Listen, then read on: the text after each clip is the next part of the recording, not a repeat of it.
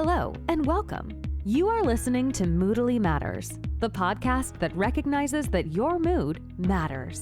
Every episode, we talk to a range of amazing guests with experience in some of the top organizations in the world, discussing work life at the crossroads of mood, well-being, and performance. Together, we aim to create better workplaces, one mood at a time. Let's get started with your host, Moodally founder, Erica First. Hi, Jamie. Thank you so much for being here with us today. Thanks for having me. Why don't we get started by you sharing a little bit about who you are? So my name is Jamie Lieberman. I'm a lawyer. And right now, I'm actually in a funny spot in my career. So I've owned a law firm called #Legal for the last almost 10 years. But I'm actually in the process of winding that down. And I've accepted a role with a client of mine as general counsel. So my work at #Legal was representing entrepreneurs and business owners in, all the sort of legal business sides. Let me start that again. Sure. The legal side of their businesses, like intellectual property and contracts, business formations, things like that. I've been a lawyer for almost 20 years, which I can't believe I just said out loud. Do you have a personal and or professional mission?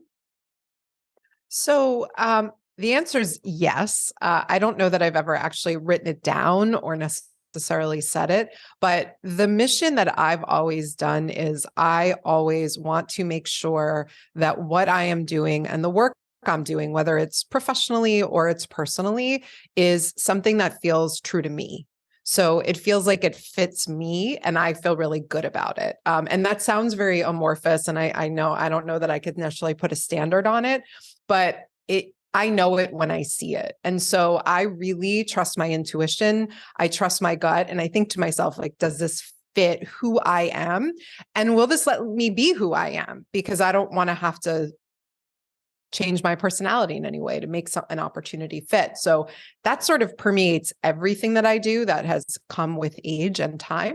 And frankly, luxury and privilege of being able to make those decisions. But every single decision that I make, I think to myself, like, can I be myself here? And do I have to worry about, not meshing or aligning with, what my internal values are?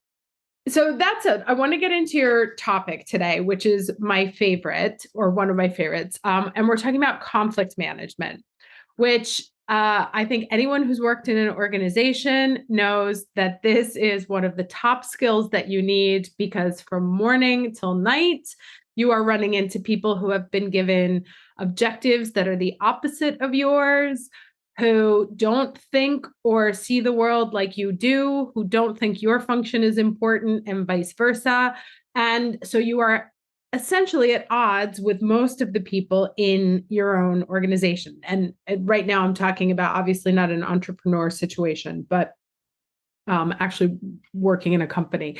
And I'm so excited that you are an attorney talking about this, because who better to tell us how to manage conflict than someone who argues for a living, but argues in a way that's polite, professional, and based on rational facts, staying within the rules, right? Because there are rules. So tell us more about conflict management. So I'd like to note that most attorneys do not argue that way. So my entire career, the first half of my career was spent in litigation. So I was a trial attorney, which meant that I was screamed at on a daily basis, whether it was and I'm not kidding, the way that the legal profession is structured, for anyone who's not a lawyer or doesn't work with lawyers, we literally refer to the person that we are sort of having to have this conflict with as your adversary. So my opposing counsel is called my adversary. So you're going to hear me say that and you're going to think they are gladiators in a battle. I always hated that. It was one of the reasons I actually left litigation, because it just seems so antiquated to me. Because in my mind, conflict management is really about collaboration. And so I don't argue in that way, which infuriates many of my counterparts as attorneys who do. They hit below the belt, they say nasty things, they interrupt. I mean, every bad behavior you've ever heard of, I've experienced as a lawyer, particularly as a female lawyer, with many of my male counterparts. And so I've really become well-versed in how to handle those situations. And for me, conflict management really comes down to managing my own emotions and knowing my facts. And so when we have information, when we have knowledge, our fear goes away, right? We know what the facts are. We're able to look at this situation that's become a conflict and say to ourselves, where do we need to go? Where does the other side want to go? And what are the facts that are sort of in favor of both sides? And where are my weak spots? And so once I'm able to gather all that information, which involves a lot of research and a lot of stepping back from the emotions, because in conflict management, you cannot let your emotions guide. And this is not me saying you can't have emotions. I don't want you to, anybody who's listening to sort of put those two things together. You're allowed to have emotions, much like when I'm having a conversation with my middle schooler and he feels super frustrated. I'll say to him, it's okay. I understand you're frustrated. Let's figure this out. Right. So you can acknowledge those feelings. And if you need a beat with those feelings, take that moment. Sometimes he'll go in his room for 15 minutes. That's okay. You have to be able to move past that so you can sort of think rationally. That's really hard sometimes because sometimes we feel like we're being personally attacked. And so I think that the biggest pieces of advice I give for people who are starting to think about, how am I going to get better at conflict management is really managing our own internal triggers and our own internal issues, because there's some things people can say to you and it will make you crazy. And that's different for everybody. So it's kind of knowing where we are and where our vulnerabilities are so that we know how to manage that when it's thrown at us. I read somewhere, I don't remember where it was, but it was like in any sort of conversation or debate, argument, that if you respond emotionally, the other person will respond rationally. And if you respond rationally, that tends to put the other person in an emotional space. And I think I may have read this in like male, female, like relationship conversations, like when you're trying to discuss something and we're like talking about our feelings, they just want the facts. And so when you actually come at like a breakup conversation or here's why I'm angry, and you're very logical and calm and cold, then the other person almost has nowhere else to go but be emotional.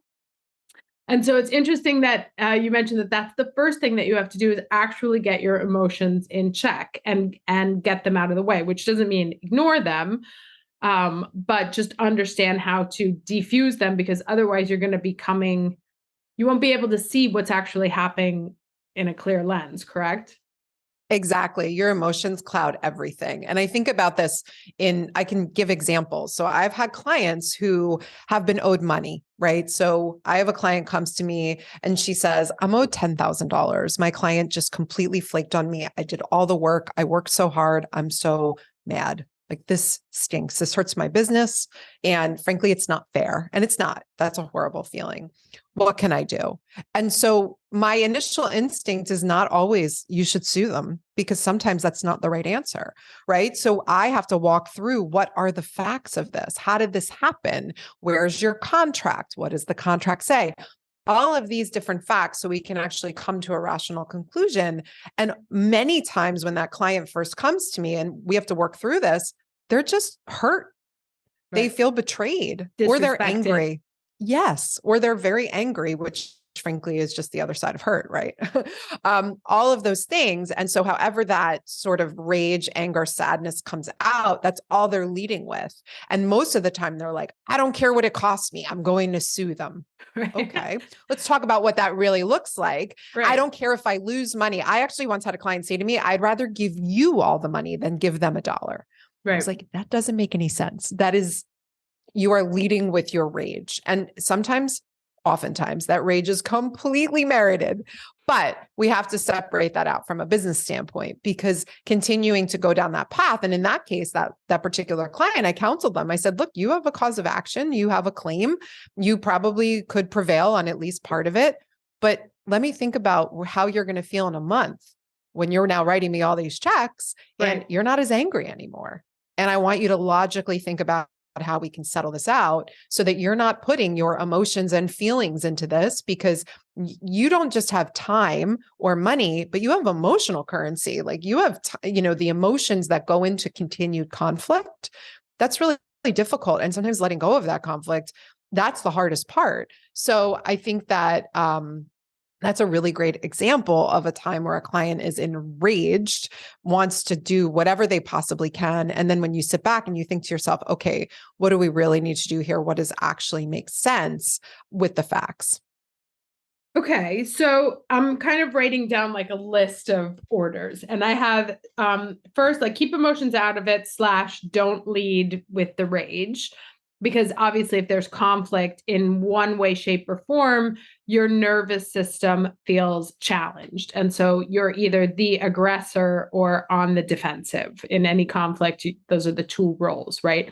And probably both people at that time feel wronged in some way.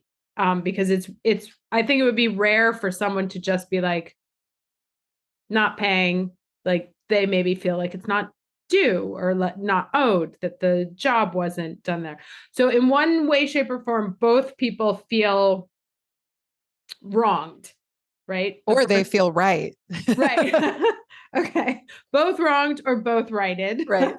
And then we say stay close to the facts, right? Now, what happens in like a work environment when this kind of comes out of nowhere? Because, you can have somebody, I would think of like somebody walking into my office and just bringing me the conflict while I'm trying to work. What would you advise we do then?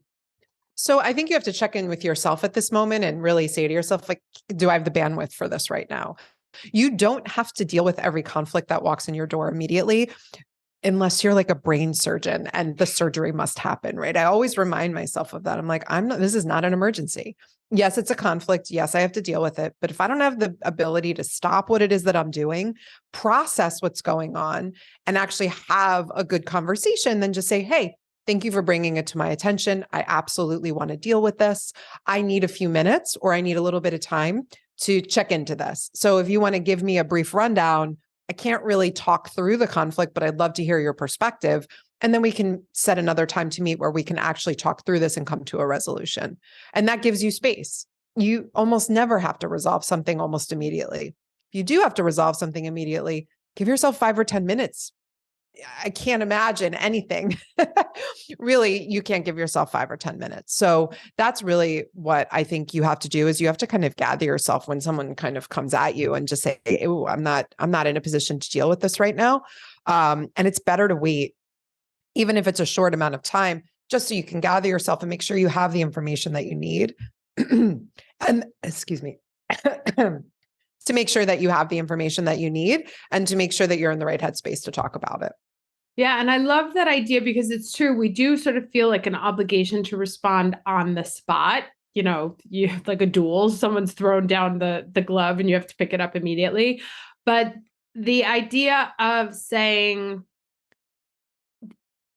tell me, like, let's hear your grievance, right? And then you collect their version of what's happening. And then you have time to investigate, find your thing, and then come back to a conversation and be better prepared to face it in a non-emotional way. Because if you respond in that moment, it's probably going to end up in nobody being happy, which in some cases I find is the best solution. When every person feels like they didn't get what they wanted, then that's when you've actually found a right solution. What other tips can we give people in terms of having to solve conflict? So keep your emotions out of it. Don't have to respond on the time or at the moment. Focus on your facts. What else can we do to help respond in a healthy way? I always keep the attitude in mind of collaboration and that we're going to come to a resolution. So I never, even if I'm so far away that it seems humanly impossible, I'm always of the mindset, and that sort of changes my attitude, right? I think to myself, this is going to happen. We're going to figure this out. We'll get this done. And I also try to place myself in the other person's shoes. like they have a perspective. They have, their perspective may be wildly different than yours. You may think it's completely wrong. But also I acknowledge and realize people just want to be heard. Sometimes when there's a conflict and that person sort of is able to like spill out what their conflict is, that It passes. really just you saying, oh, wow, I hear you. I think I might have a different perspective, but thanks for sharing that. I find that sometimes they're like, what? Because sometimes people are really gearing up for a fight. They want to fight. They're like very combative and excited about that. And it is really off-putting when you're like, oh, I hear you. I'm not sure, my perspective is a little bit different and I'd love to share that with you, but thanks for sharing that. This is what I'm hearing you saying. And they're like, it's disarming to a lot of people. And it really brings down that emotional level because they're like, oh, she actually listened and she heard what I had to say. And so, I think that that's a really great tool. I frankly use it with my kids all the time where I just say to them like, hey, wow, that's tough. I understand that you'd like to be able to play that video game for 3 hours. Meanwhile in my head, I'm like, that's insane. But, I hear you. Right. I have a different perspective, but it's not in a way that's I'm not being condescending. It's true. I do want to hear what they have to say. I do want to hear, if my client is frustrated, I want to hear what that perspective is. Or if I'm in the midst with another attorney who's maybe been incredibly awful. I mean, who's taught to be super, running over me, talking over me, being condescending. Sometimes I'll say, whoa, okay. So if I'm hearing you right, this is your client's position. And they don't really have anywhere to go other than they can't yell at me anymore because there's nothing they know I know. So repeating themselves over and over and over again, it really starts diffusing things. And then, if somebody is really combative, I just don't engage in that. If they're interrupting me, I'll say, I need to be able to finish. I'm not, if you're not unable to have this conversation without interrupting me, why don't we set this for a time when you think you'll be able to listen? That is really offsetting to a lot of people because they don't want to be told that they can't have a conversation without interrupting, or it makes them almost feel like, oh, wow. Or if, somebody's yelling, I'll say, hey, I'm not yelling at you. I'd really appreciate it if you keep your voice down. If you need to move this to another time when you're a little bit calmer and you're not yelling, I'm totally open to that. You don't have to take the screaming, the yelling, the abuse. That I cut that off immediately. That's a non-starter for me. And so I just remain really calm. If you raise your voice, if you escalate, you'll just get into a screaming match, and that just gets you nowhere other than super angry at each other. And it's harder to come back from that. And sometimes you just have to be the bigger person. It stinks. And I recognize that. And it's frustrating and it's disrespectful. And you're in a workforce and you're like, I can't believe I have to work with this person. And I feel so frustrated about it. But honestly, for your own sort of mental state and for you knowing you put your best self forward, you can go vent to your best friend, like, do it later. But for that professional environment, it's always better to sort of take that high road, no matter what. And it doesn't mean that somebody's rolling over you. It doesn't mean that your position shouldn't be heard. Screaming, being the loudest does not necessarily mean you're advocating for yourself. I love that sentence. One of the things that I found was, and it's funny because working also with the neuroscience and the psychology of this kind of stuff, there's actually scientific support to this, but I would find that saying you're right shuts the conversation down, right? Like they come in, they have a grievance and you say, you're absolutely right. There's nowhere to go. Like, it's like, okay, you can keep going on, but it's like, yeah, you're right. You're right. And and what are we going to do about it? So yep. I always found, and there is, like I said, in terms of like how you calm someone down, like when they're in a sort of hysterical space, and I have sort of like a quadrants of, where their dominance is enraged and their activity level, their energy and stuff like that. How you deal with someone when someone is in a place that they are so angry that they're yelling, any argument that you make to counter is not heard at all. First, they have to be diffused in order for them to be able to listen to you. And the fastest way to diffuse somebody who's in that space is simply to tell them that they're right, because they're up in arms because they feel unseen, unheard. Ironically, it's just kind of let's say an unemotionally evolved way to deal with it. So saying, yes, you're right is actually the sort of first step to being able to have a normal conversation. Something else someone told me, and again, I can't remember if this is in the term and like in the context of relationships or friendships or work. I mean, basically interpersonal communications are more or less all the same. Is asking, do you want a vent or do you want a solution? Like what's the objective in, do you think that some people might find that like, would that make it even worse if you were to ask that question? So I think that works in personal relationships, no question, with your significant other, with your friends. There are definitely, I use that tool all the time. If a friend comes to me and they're like, oh, I'm so frustrated, and I'll listen to the whole thing and I'll say, I hear you. Do you want to hear my perspective, or did you just need to like let it out? That works. That can work. That same tool, I think, can work with a manager subordinate relationship. It's much harder for that tool when the manager is using that tool. The subordinate, it's a lot harder if a manager comes at you to say, do you want to vent or do you, So I think you have to sort of evaluate, even with peers, that tool can be challenging, because I think with peers, we often know when your peer comes to you and they're venting and it has nothing to do with you. Right. If that conflict is just frustration. And so it can work. It's a little bit harder, I think, to use that in a business setting than it necessarily is in personal relationships, but it works beautifully in personal relationships. Maybe because it kind of puts somebody into the sort of more like on the boss of this conversation. Like, what do you want? Well, it's what do you need, right? So when someone feels really frustrated, that's why yes, you're right, or I hear you, really works. Because sometimes, yes, you're right, particularly in my world, I can't say that ever. Because if I say to another lawyer, you're right, they're like, done. You've agreed, I win. So I can't use that tool.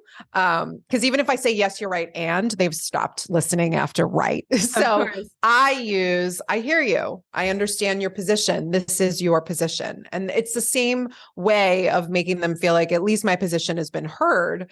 And if there are spaces where I can agree, because there's almost always spaces, I sort of look at these conflicts in like Venn diagrams.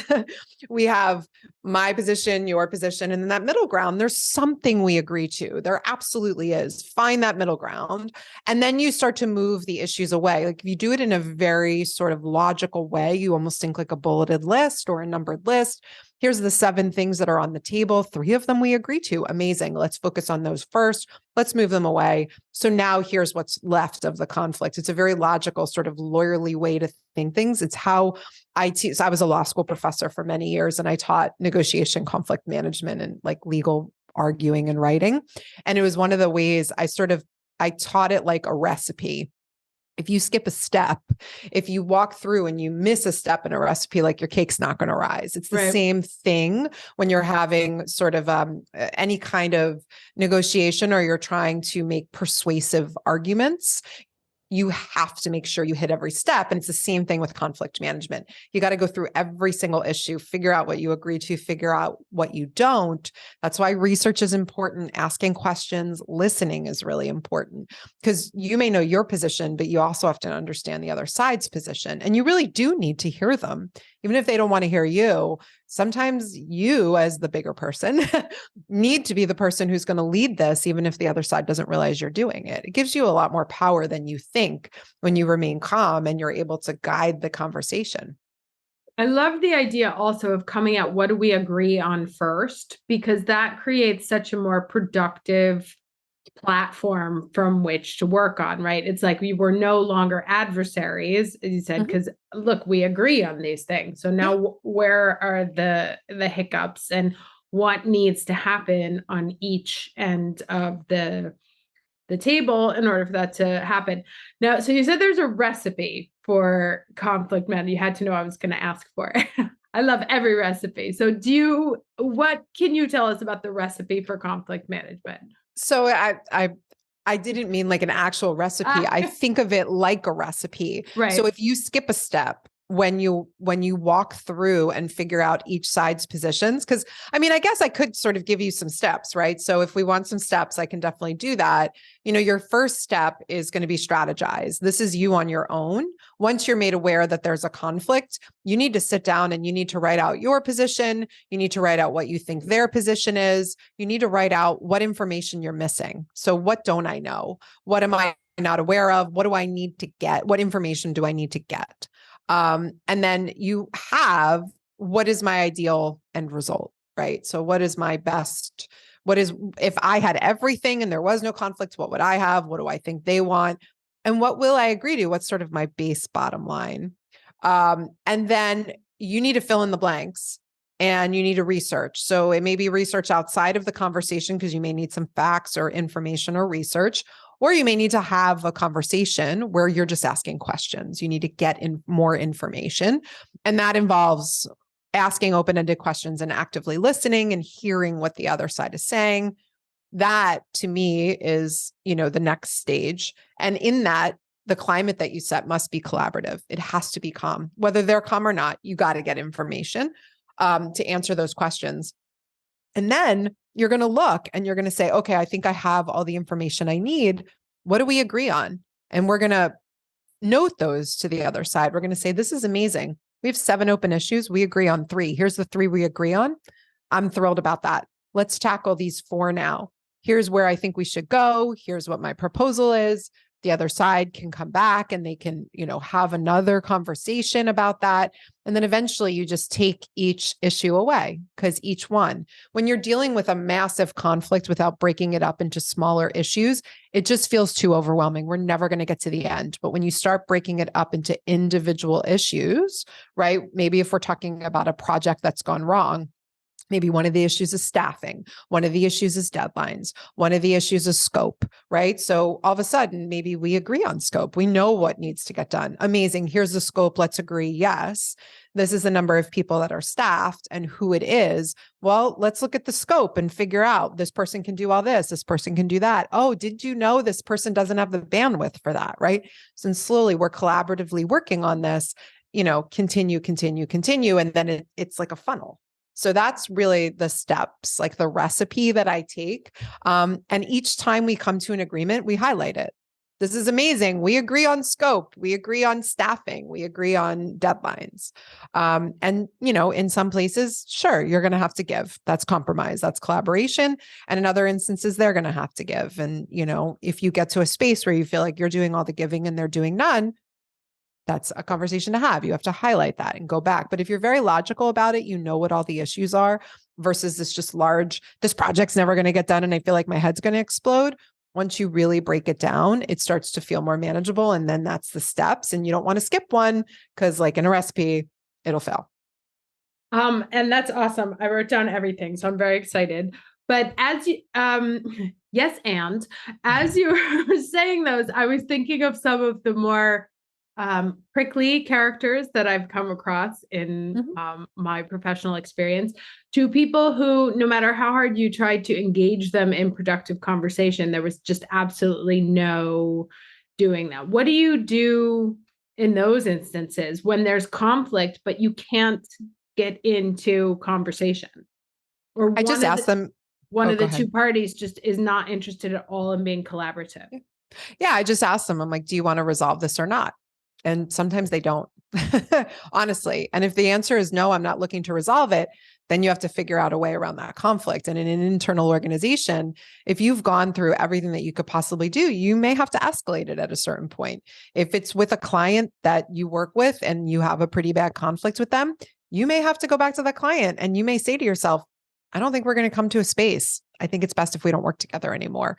If you are absolutely stuck with this person and there is nothing that you can do about it, you may have to live in that for a while, unfortunately. Like you can't fix it unless you're willing to give in to everything and just continue to be rolled over. But then you have to make other decisions, right? Do I leave? Is this not the right place for me? Is this too difficult? But I mean, you can't force someone to be collaborative. And frankly, there's the emotional weight that you'd have to put into fighting with that person. I mean, I've definitely had attorneys on the other side where they were flat out like, no, I'm not going to give it all. This is what our position is. And I'm like, okay, well, then we're just going to have to bring this to another space, which is court, to have somebody else decide it because you're not willing to give. You can't force that situation, but once you know it and you've acknowledged it and the person's just like, I'm not going to compromise with you. It's my way or the highway. I mean, that's not conflict management. That's just somebody who's like, no. So you either have to accept that no, continue doing what it is that you're doing and deal with that, or not deal with that person anymore if that's in the cards. Yeah. No, it's funny. I was just thinking, like I said, I obviously have a very specific situation in mind. And what I found was, because you don't always have a manager who is willing to, sometimes you can have a lot of strong personalities in a team and they don't want to like pick favorites, or so they tend to take a more passive aggressive approach and leave it to you to solve conflict. And if one of the people is not interested in solving conflict, that creates a really difficult dynamic in the workplace. And if somebody's listening to this and that is their situation, what I always found was really useful was that I would sort of prepare my case, right? Like, this is the situation. This is what you've asked for. This is what we've tried to do. There has been some resistance on the other side.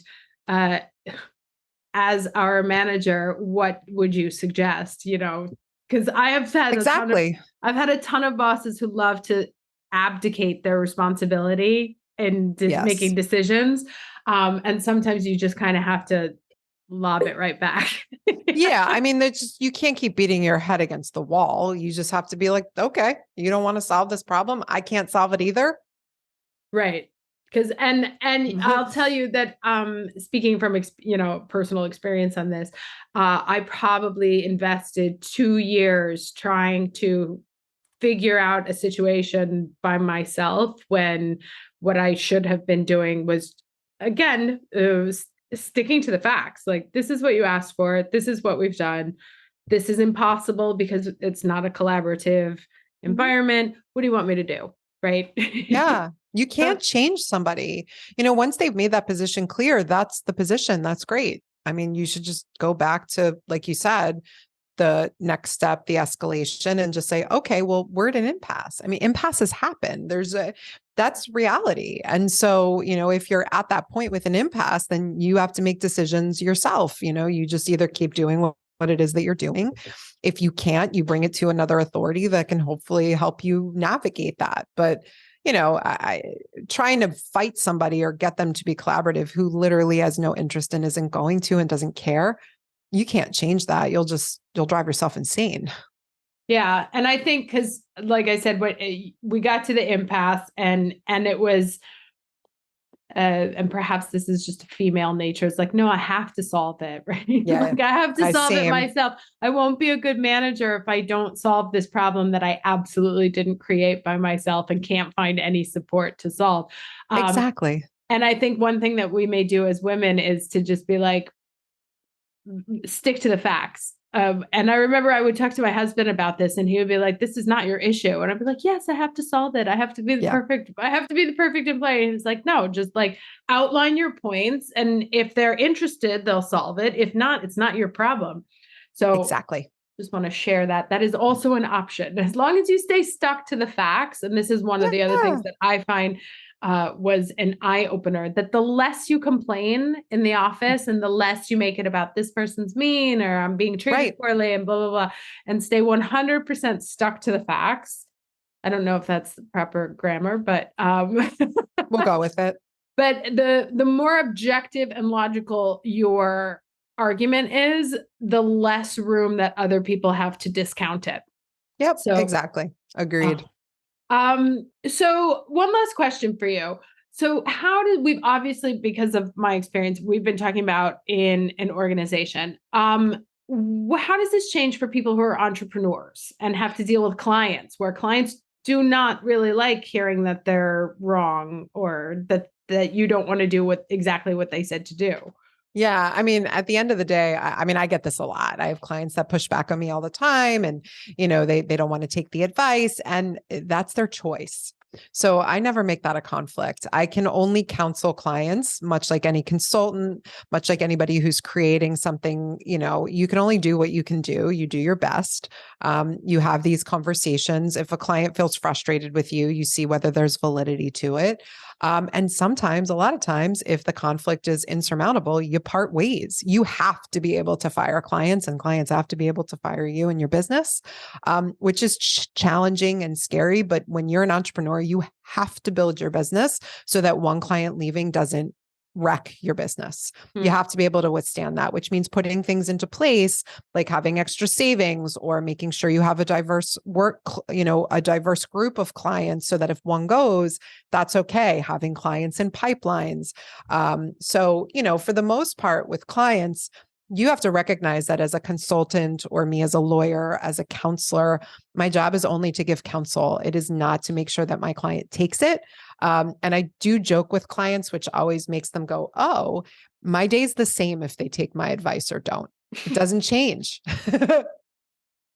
I gave them my best advice. It is absolutely their choice. It is not a personal affront. It is nothing that I can do to change their mind. And if they don't want to go with my counsel, that's totally cool. It's their business. So I think we have to stop taking things so much less personally. If a client doesn't take your advice or says, I think you're wrong, that's okay. I'm not, but that's fine. If you have a client who you have like a true conflict with, they think you overcharge them, they don't think you were within scope, that's where you go back to facts. It's the same sort of methodology. And for clients, though, with an entrepreneur, it really is mostly about listening. In that instance, you cannot get combative. You absolutely have to stay calm and you just have to listen and let them feel heard. Oftentimes, they're very frustrated with you about something that has nothing to do with you. I totally agree. Yes. Okay, Jamie, this was so awesome. And I could keep talking to you for like another 45 minutes, but we have to keep it limited. Now, I know you're closing down your business. Is there any sort of plug or thing we can share for other people to be in touch with you? Yeah, so you can definitely still check out the #legal website because I do still consult and I still do speaking engagements. And I do talk about negotiation and conflict management a lot and love giving those talks. And you can also find us on Instagram. Everything's going to stay live. So the website is #legal.com. And the Instagram is this is all spelled out _legal. And certainly check us out if you have questions about negotiation, conflict management, any of those topics, or need help there. I love coaching clients on that type of topic. Awesome. Well, thank you so much for being here with us. That was fantastic. Thank you. Thanks so much for tuning in to this episode of Moodally Matters. If you're enjoying the show, please feel free to rate, subscribe, and leave a review wherever you listen to your podcasts. We really appreciate that effort, and we'll catch you in the next episode of Moodally Matters.